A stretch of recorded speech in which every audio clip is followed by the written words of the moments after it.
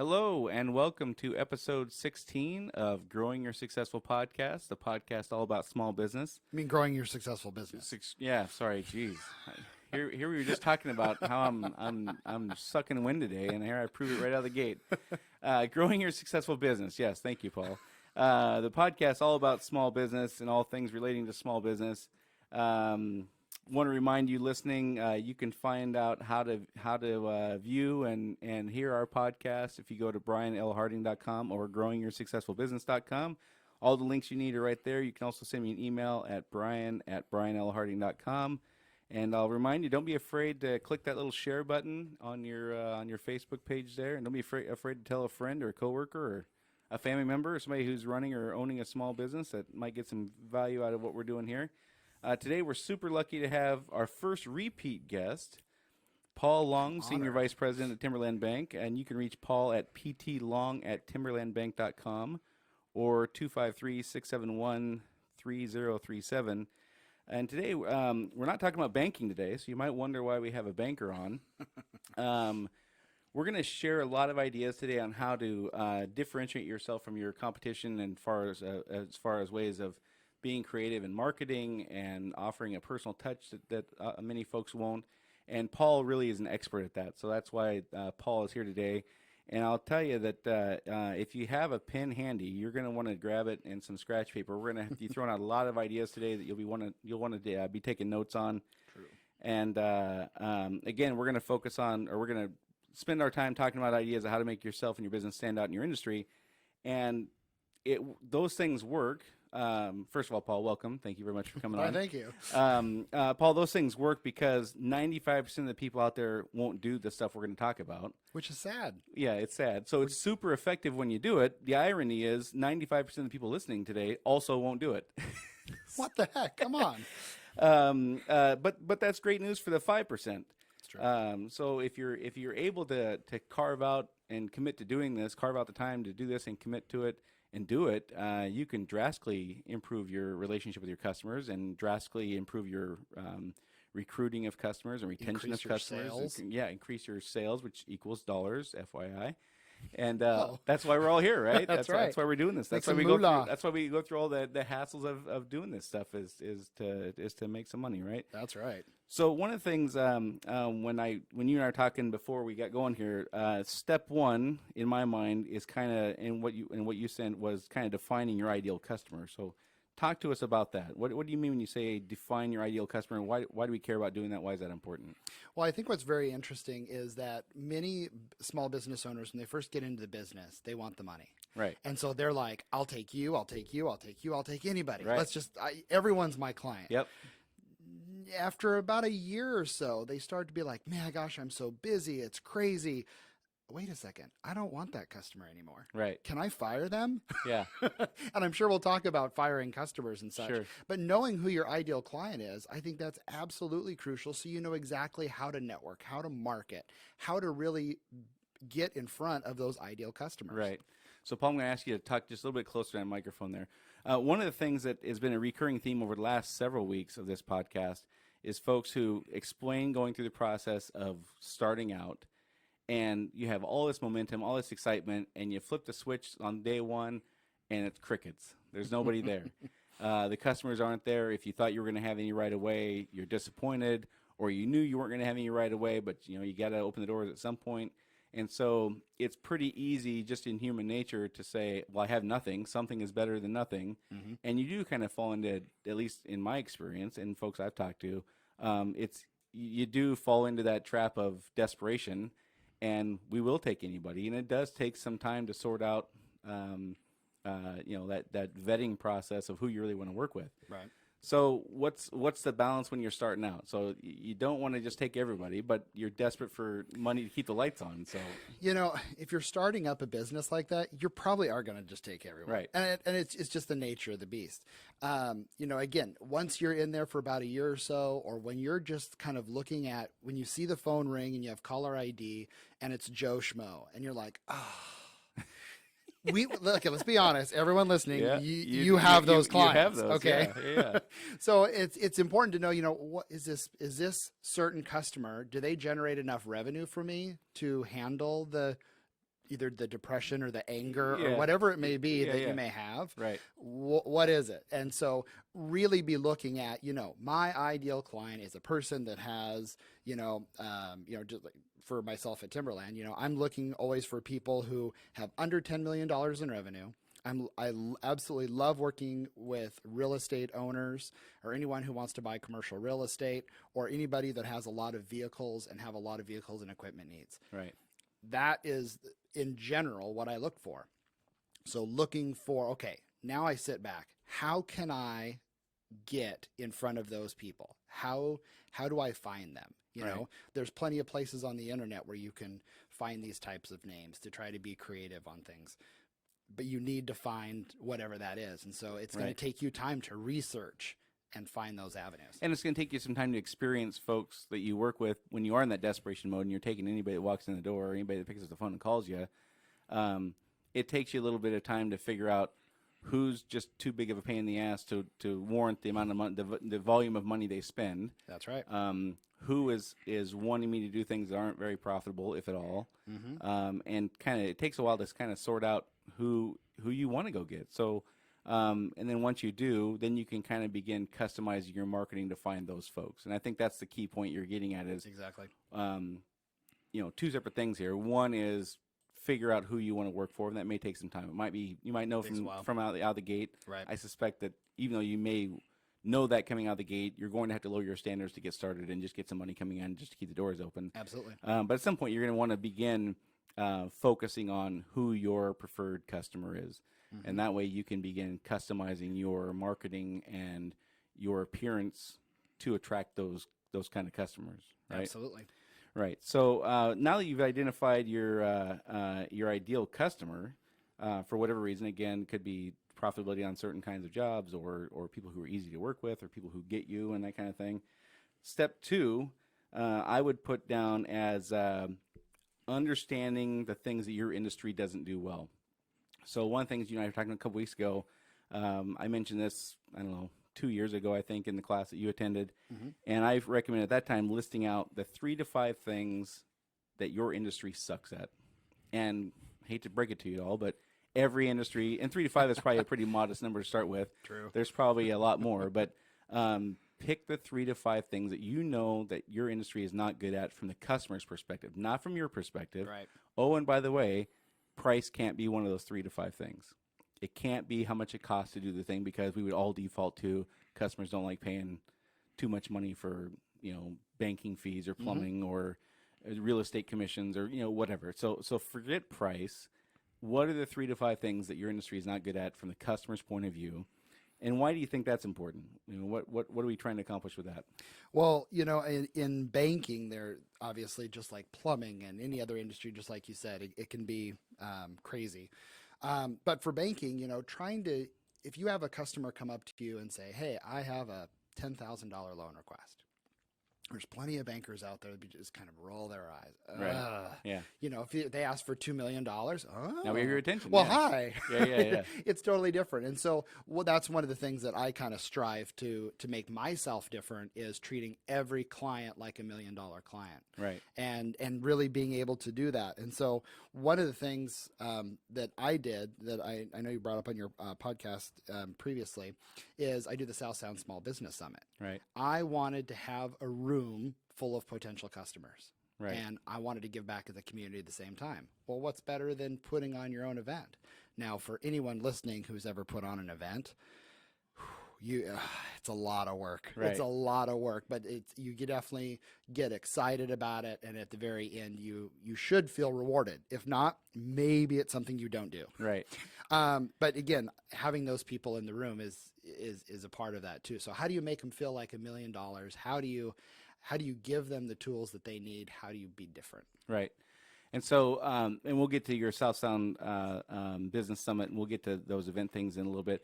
On the 3 to 5 things that we're talking about, why is it important to identify those things? Why is it important, do you think, to take the time if we're telling people to take the time to figure these things out? Why is that important? So one of the things I would suggest is you would then create procedures and policies to overcome those things. Yep. And then that way you can roll those things that you do to overcome the things that your industry historically is not very good at into your presentation when you're meeting potential customers, and by the way, to retain existing customers. So, I'll give you some examples. Plumbing obviously is my background, so plumbing is super easy. Anybody who's ever hired a contractor has experienced any or all of the following. They show up late.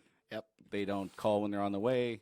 They don't show up at all sometimes. They tell you you're going to get you a bid the next morning. The bid doesn't come.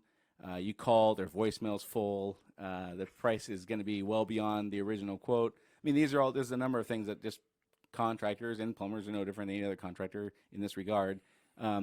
They're historically not very good at. So our mission was to fix that and make and stand out as a contractor who sucked the least in those categories, right? And that takes some specific effort. So in banking, one of the things that bankers do from a customer's, I'm not a banker, so from a customer's perspective, is during the loan process or once a year or twice a year or whatever, they send you a number of things that here you need to fill this form out. And I've given the example a number of times. The reason Paul is our banker, for those of you listening, Paul is our banker. The reason Paul's is our banker, when the time came for us to go through this process, I got 2 or 3 really good referrals from colleagues on good bankers. And Paul was the only one who filled out the personal financial disclosure form for me. And you remind me of that all the time. and that saved me an hour. Yeah. You had all the information, and one of us had to fill it out. Ordinarily, it would be me. You took the time to fill it out, and that's why you're my banker. And wow. And New rule. those are the kind of things I'm talking about. Yeah, so if you're, and again, it's a necessary thing to fill out this personal financial disclosure form.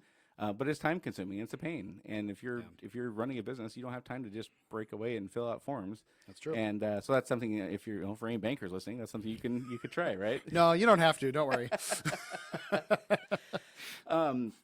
And so every industry has those things, and we've given examples of plumbing and banking, but realtors have their issues. Absolutely. Insurance people have their issues. I mean, everybody has their things that they need to work on.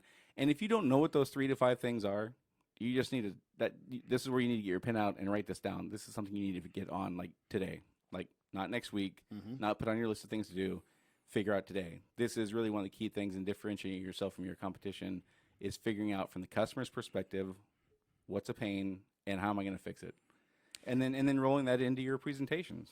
Absolutely. Not just your presentations, but yeah, exactly. So when you meet with a client for the first time, mentioning this is how I am different than others, right, and being able to have that. Right. And when you're meeting with that client saying, I know that this is what's not fun about dealing with my industry. And here's how we overcome it. So first of all, they're going to be super impressed that you even care to think of it from their perspective. That's true. So you get some points for that. And then they're going to be super happy to hear that you've done some things to overcome it. That's true. So you mentioned treating everybody like $1 million client. What do you mean by that? What's that mean when you say I'm going to treat everybody like $1 million client? Again, everyone has a need, whether you're a small business, medium business, or large business. The needs are pretty much the same. It's just the dollar amount's different. You want to have an account that doesn't have a bunch of fees. You want to have a loan process that goes smooth. You want all of that. Right. And so how do you offer that to them, and how do you make them feel special? Just like you said about the personal financial statement. One thing I did probably about a year or so ago is I created a list of what are the tasks that I'm doing every single day, or the things I'm talking about every single day, and I've just got tired of repeating. Right. And so what I did is I made those lists of what those were. And actually one of them, funny enough, was I don't know how to fill out the personal financial statement. So I said, you know what? I think I'm just going to create a video. Right. And when I send out the personal financial statement, it'll have a YouTube link, and you can go there and click and learn how to do it. Right. Now, of course, you can call me with questions, but it saves me some breath and some heartache, etc. Right. And so that has been huge. So any form that people say, hey, how do you do that? I have a video that goes with it now. And so that's, again, think about what's in your industry. What are those things that you get asked all the time? It's a good marketing, but it's also good to kind of, you're giving them that information to make them feel like because a lot of times people don't want to ask you the question. It may be stupid. I had a person ask me today not in my industry, and they go, what's a P&L? And I'm Right. like, well, as a banker, I'm like, what? Wait, what? Right. I go profit and loss. Oh, I've just never heard the term P&L before. Okay, Gotcha. well, that's fine. Right. So, Right. Understood.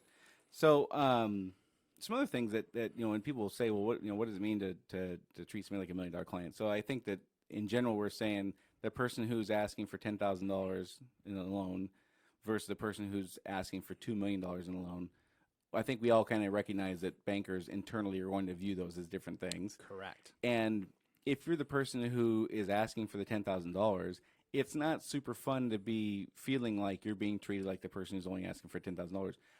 For instance, if I call a banker with a question on how to fill out a personal financial disclosure statement, if I'm asking for $2 million, I suspect I will get an answer on that within 8 minutes or so, give or take. That's right. If I'm the person asking for $10,000, it would feel not very good to get a response in 26 hours.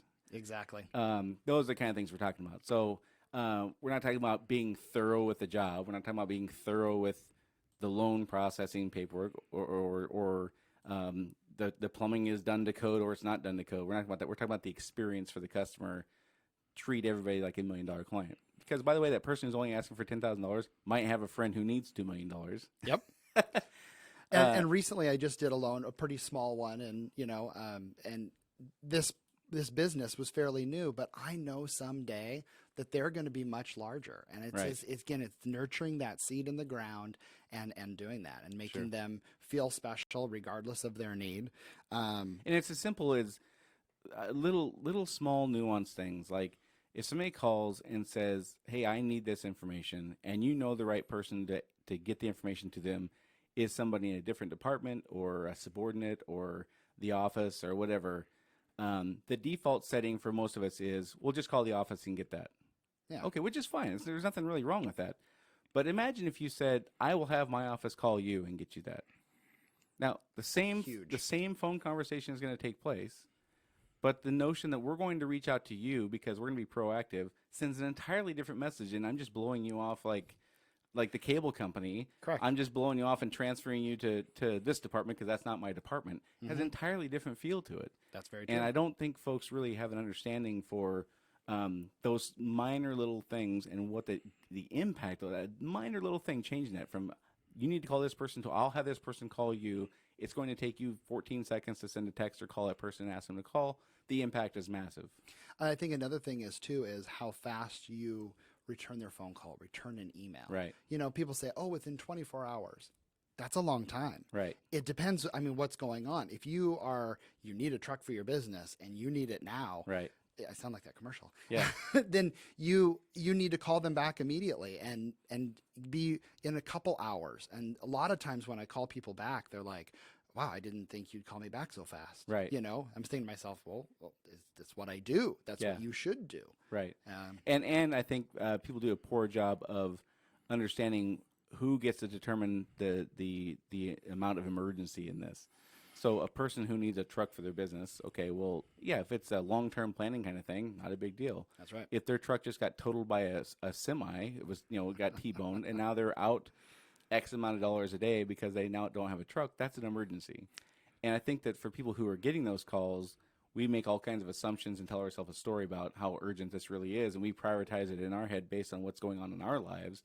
And we forget that what our opinion of this being an emergency or not is not really relevant.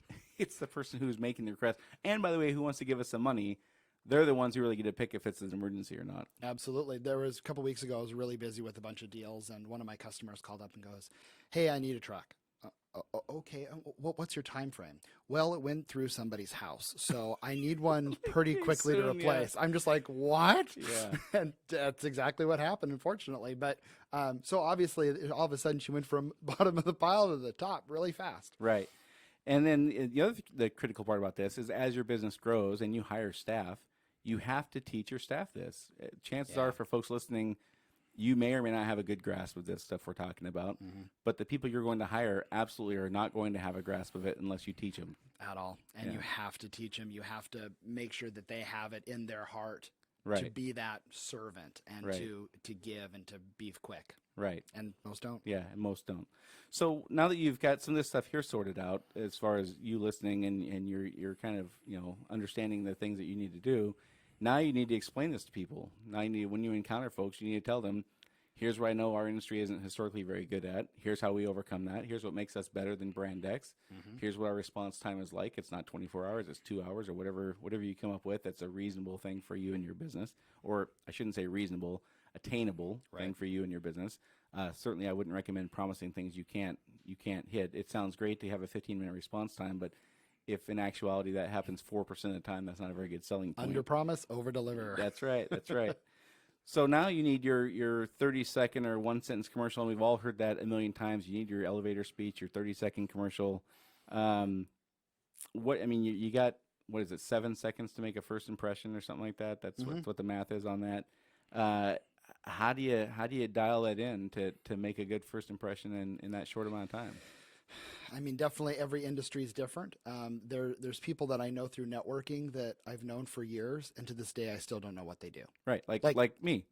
Well, you asked if we did gas piping. Oh, that's true. Funny. I didn't know that. Yeah, that's funny. But I mean, there's certain people I just still have no clue, not even what industry they're in, and I'm baffled by that. And some of the, if I know the person, I'd be like, hey.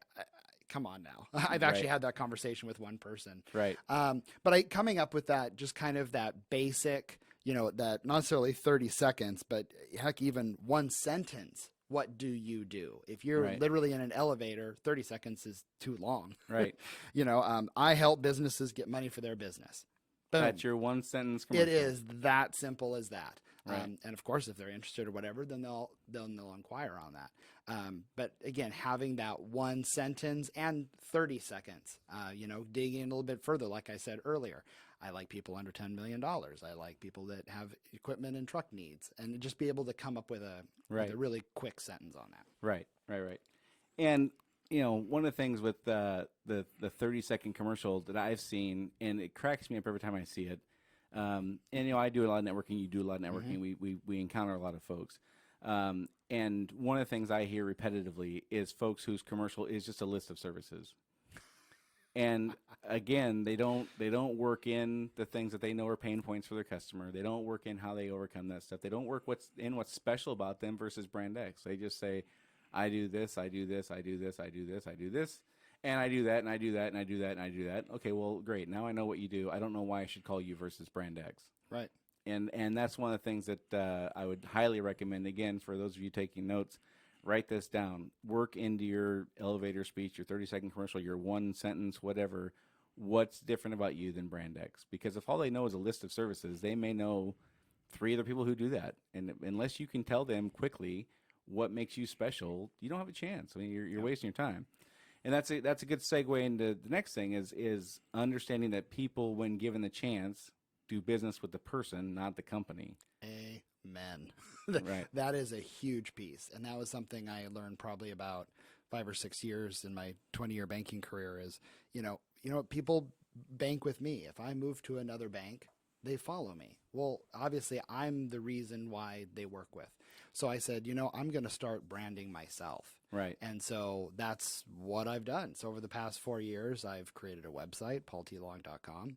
And on there, it doesn't sell anything. It's purely giving information about what is an SBA loan, what is a term loan, what is this, how do you do a construction loan? Most people don't know how to do that. Right. So if I create those types of things, it's a great way to give back, but also to brand yourself. Because if you're willing to give the information, if you're willing to sit down with somebody or provide the information through a website, you're becoming that resource for them. And when there is a need, they're going to come back to you. Right. And I think that's one of the things you said in the beginning there was, you're at whatever organization you're at now, but if you move on to a different organization, you're still my banker. It's not. Now, I'm assuming that you were going to go somewhere that if they do the kind of things I need, sure. Of course. If they don't, obviously that wouldn't be a good fit. But but I think that this is one of the things that people really need to focus on is understanding that you are what's unique about your business. You, not the company. It's you. What do you do differently? What do you do better? How do you excel? Are you the person that says we'll call you instead of call Cindy in the office or whatever? That is the stuff people gravitate towards. I also think if you're a service-based business, you're more apt to that as well. Right. Product-based businesses, you can go online and do the thing. But with a service-based business, I feel like that relationship means even more. Right. Right. And I think, well, I mean, even with product stuff, you can I mean, and more people are doing their own research and things like that. I still am a person who enjoys going into the store when I'm looking at a product and talking to the person who's the expert, because they know things that I should be asking that I don't even know I should be asking. Cameras are a great example. There's one camera store here in Western Washington between Mukilteo and Portland or something like that. Yep. And even though I know I'm going to pay a little bit more when I go there, It's true. I still go in there because I don't know the first thing about cameras. My wife loves cameras. When I go buy a camera, I don't even know what questions to ask. So I personally, I still see the value of going in. But I understand a lot of folks are just shopping online and relying on the company's marketing to answer all your questions and things like that. I do think that anybody universally could, create this image of themselves where they're just a fountain of knowledge. And by the way, it doesn't have to do anything. It doesn't always have to do with your business. You could be a fountain of knowledge for things that don't relate to your business, just in being a person that's a good resource to call for. I mean, you're a great example of this. If somebody needed to know somebody who did roofing, if somebody who sold cameras, for example, or a good CPA, or somebody to help build a retaining wall, I mean, a billion people. I mean, tons of people. Just something like that is marketing yourself as a resource. If you become the top of mind person that people think of when they have a need of any sort, and you can be that resource, I mean, that's huge, And you can't do that without the relationships. Absolutely. And I get calls all the time for stuff like that. Right. Yeah. So on paultlong.com, it's mostly just informational.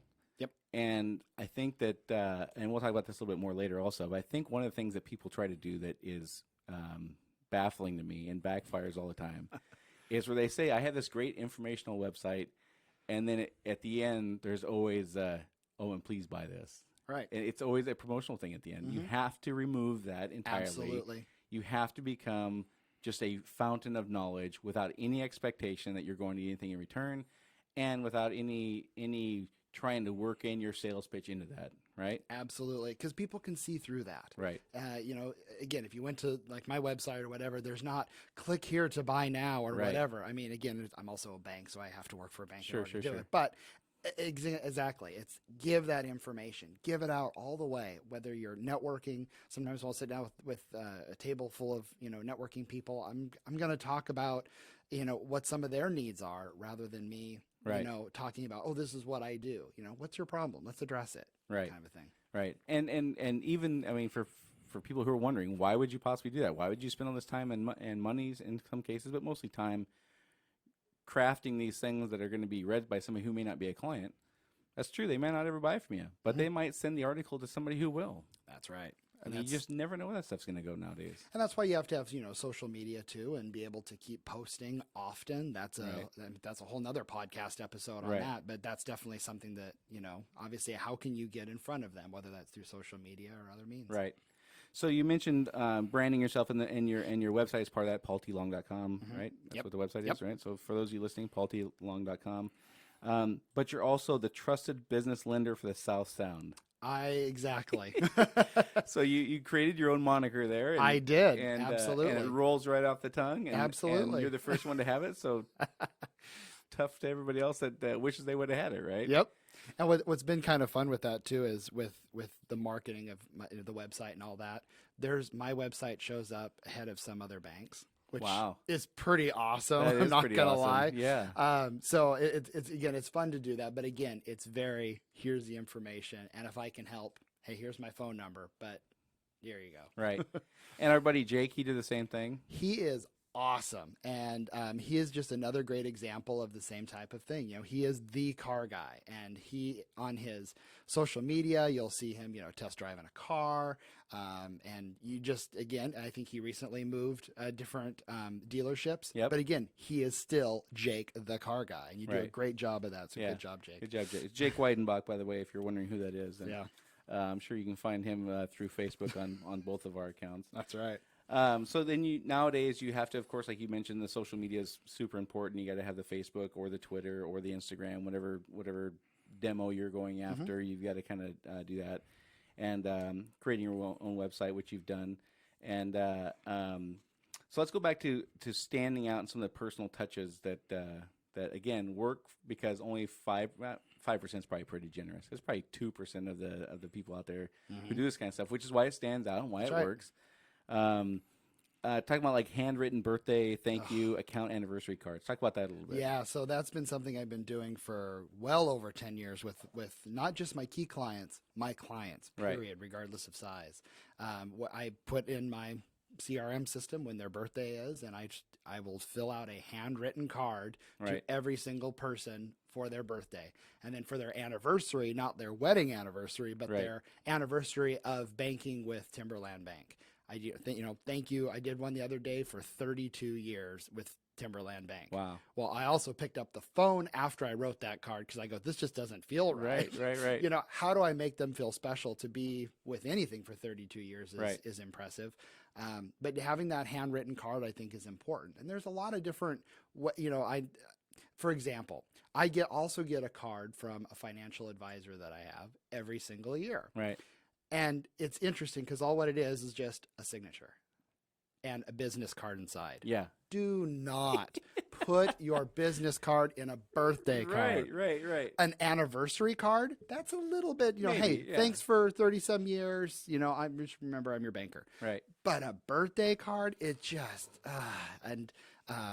Kieran has always mentioned, a chocolate covered dog crap. Yeah. That one is just, and it's true. It is. And every time he said that, I'm just like, yep, that's. So for those of you who don't know, Kieran Murray, who was on the very first podcast I did, Paul and I both know him really well. He has a name for those things that come across as the guise of a happy birthday, but they're really a marketing piece. And he calls them chocolate covered dog crap. And I think that's a fantastic analogy for what you're getting. Don't allow yourself to send these things that are supposed to be under the guise of, hey, happy birthday, hope you have a great day. Oh, by the way, don't forget my phone number, my fax number. I know. I mean, it's just and again, I understand that you go through all these marketing classes and you spend a lot of time and spend a lot of money and whatever, and you think I got to get a return. Well, there's a time and place for that, but there's also a time and place just to be gracious and say thank you. Period. End of story. You've bought plenty from me. If you never buy another thing in the world from me, I'm happy with that. Thank you for what you've done so far to support me and my family. That's right. And period, the end. Not thanks for all the stuff you've done. Oh, by the way, we have a great sale on Labor Day. Correct. The other thing I do is now once a month, I will get Oreos or donuts and go to a client just to drop them off and say, hey, thanks for your business. Right. Something as simple as that. Again, it doesn't, having those touch points, they know who you are. They're going to remember you. So don't just, stick a bunch of business cards all over the top of it. Yeah. And if you feel that you're that financial advisor who has to send out the business card once a year, that's probably a red flag that you're not in touch with your client well enough. Absolutely. Or even just the signature. Make it personal. Right. Handwrite my name, happy birthday, and your name. It can be as simple as that, but make me feel special. Right. That is how you make a person feel like $1 million. Because FYI, it's about the customer. It's not about you. And people forget that all the time. Forget that all the time. Well, I got to make sure I get my value out of this. What's my ROI on this card I'm sending out? Forget that. So, and you mentioned the Oreos and stuff like that. We do a similar thing. Every month we send out a handful of just edible arrangements or peaches if they're in season or whatever. We send out just stuff, and it's just a thank you. Thank you for everything that has happened to this point, and there's no solicitation. There's a card that says this is from the Plumbing and Drain Company. Thank you very much for everything. All you Period. need. End of story. And one of the things I wanted to bring up with this particular point, I heard this story about 2 or 3 weeks ago. And it's about Dr. Phil, and Dr. Phil is worth something like $400 million or something like that. It's a wow, crazy number. But Dr. Phil got his start with Oprah. Yep. All right, so he goes on as a guest. If I heard the story correctly, and I'm sure I'm screwing some of it up, but he goes on with Oprah as a guest, and everything goes well. And he as he's leaving, he finds out what her favorite kind of flower was. And then a couple of days later, he sent one, or I think it was numerous. I think he sent like several of these kinds of flowers, whatever it was, petunias or roses. I don't know what it was. But he sent I think multiple of these things just as a thank you. Thank you for allowing me this opportunity. And 2 things happened. One, she then started promoting him, and he became worth $400 million because of her audience and getting exposure. And he started his own show, and he's written books, and Now he's co-founder of On Demand or Doctor On Demand. I mean, he's gotten a lot of opportunity because of his exposure that Oprah gave him. So that's one thing that happened. The second thing that happened was she reached out to him later and said, in 29 years or whatever it had been at that point, 19 years, you're the only person that's ever done this. Only person. I mean, Oprah had an audience of, it was like, oh my gosh, 30% of the people in the country were watching her, or whatever, 10%. I don't know what the number was, but it was a huge, massive audience. And she had done this thing with the book of the week and all these kinds of things where she brings folks on. He was the first one in X amount of years to ever send a thank you that was a personalized thing like that. That's incredible. Yeah. Wow. Yeah, that's absolutely nuts. You So, never know what that one little piece of kindness will do. right. Wow. So one of the things I want to get back to, you started talking about earlier. So hosting events that your clients care about. So there's a couple of things here. One is finding out what events that they do or go to or whatever and offer to host those. Correct. Sponsor. Whatever. Yeah. And then one of the things that you've done that's interesting is when you maybe couldn't find what you were looking for, you just created your own. You make it. That's right. And the South Sound Business Summit is a great example of that. It's during the Small Business Week, first week of May every year, right? It's on that Friday every year, right? Yep. You get 150 or whatever people there to just come listen to speakers that are educational and inspirational and all that kind of stuff. How many minutes do you commit to selling banking into that thing? Zero. The first time I did it, so this upcoming year is going to be the 5th year that I'm doing, which I'm like, are you kidding me? Wow. I did this sucker for 5 years. Yeah. Well, my first year I was like, oh, I'm going to make this all about banking, and people, either you're interested in it or you're not. Yeah. And so I was like, when you take that out of the picture and you just, what do you want as an attendee? What do you need? Just like people are listening to this podcast, please email Brian the topics that you want to hear, because so we can make sure that we're addressing that. And it's the same thing with the summit. Be creative and have, in this case, the room actually picks the speakers for the following year. Right. So I know exactly what I'm going to be doing for next year, and I just got to go out and find the speakers. And Perfect. That's why the attendance grows each and every year, is because of that. And it's huge. And I'm the MC, so I get that face time, and that's a key thing. Yeah. And so you pack the room with 150 people who are either running or owning a business. I'm guessing 93.5% of your ideal customer. Pretty much, absolutely. Because again, how do you market? Right. So you do this thing where you create this event that they want to come to. Right. So you don't create an event about banking because you would have 7 people there, not 150 If people that. there. Yeah. People by and large aren't going to show up to a banking seminar, I would imagine. You create something that they get value from, that they want to go to, that has nothing to do with your business. Sure. You do it to get them in the room and to give back to those who are existing clients. You just say, hey, this is a great thing I'm going to do just because. You devote, 100 hours a year to that thing probably. That sounds about right. Yeah, I mean, seriously, it's probably 50 or 100 hours a year. Yep. That's a huge time commitment, and there's no marketing pitch. Correct. I'm not there. Hey, sign up for your checking account on the way out. No, that's not it. It's truly give back. So for people listening, who are probably running or managing or owning a business, time is the key thing that you don't have in life. That's just how it works. When you run a business, you don't have time until you are many, many years in, and you've built a layer of people. You've grown your company, and you have a layer of people under you to handle a lot of stuff. Then you start getting some time. But for those folks listening who are saying, you're out of your mind, I don't have any time to spend with my kids to go to their baseball games now. Why would I possibly commit 100 hours a year to creating an event? What would you say to that? I'm sure you may have staff members you can delegate to, but think about the opportunity. Every year after that summit, I get phone calls and appointments from that. Again, even though I'm not necessarily directly selling, you got to make time for what's important in your business. Right. If you're spending 100 hours in something and it's not providing any sort of return, dump it. Right. But if it is giving you some sort of value, or you think it's going to give you some sort of value, invest in it. You have most people have other employees that you can help with that. Right. You can hire event planners. You're going to have to pour some money into it. Right. And some time, of course, but just do it. Right. Give it a shot. And if it doesn't work, hey, now you know, and you move on. But I'm a huge believer of looking at your industry, seeing what people are not doing, and that's what you focus on. Right. Yeah. So again, just to be super clear on this, the people you have come speak aren't in the banking industry. Nope. They're motivational speakers, or they have some kind of business expertise. They Yep. teach, this accounting, or they teach insurance, maybe. Or there's motivational speakers or whatever. There's not a banking twist to any of that stuff. Nothing. So for those of you listening who are in roofing, let's say, Yeah. you're saying, well, how do I get people there and find speakers they want to listen to? Well, you find speakers they want to listen to. You Ask your customers ask what them. they want to Yeah. hear. Right. And put something together. and A then put that on. landscaping seminar that's sponsored by XYZ Roofing or whatever. Right. And just make it Right. work. Right.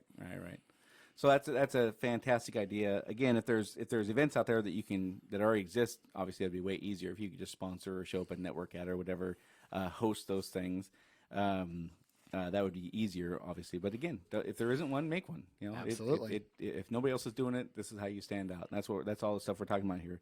And then the last thing I want to talk to you about today is, you're talking about just do this stuff. Marketing and prospecting, all that kind of stuff is one of those things that everybody says you got to spend 50% of your time doing this. And as we talked about last week, there's 43 things you got to spend 50% of your time on. So the math doesn't really work out. But True. One of the things that you mentioned and I've seen myself is prospecting and marketing. I mean, when I say marketing, I don't mean having a website. I mean actively, personally marketing. Correct.